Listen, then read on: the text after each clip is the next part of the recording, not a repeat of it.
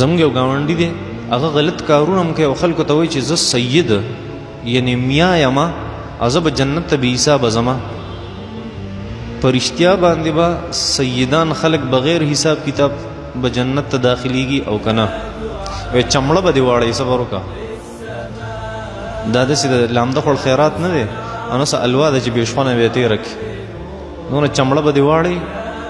ابو لهب او ابو طالب دا سید د نبی علیہ السلام د خاندان نو. الله جل شانو فرمای تبت یدا ابي لهب وتب، دا ابي لهب دی هلاک شي تباہ و برباد شي. د نبی علیہ السلام د خاندان سره الله جل شانو فرمای دی هلاک شي.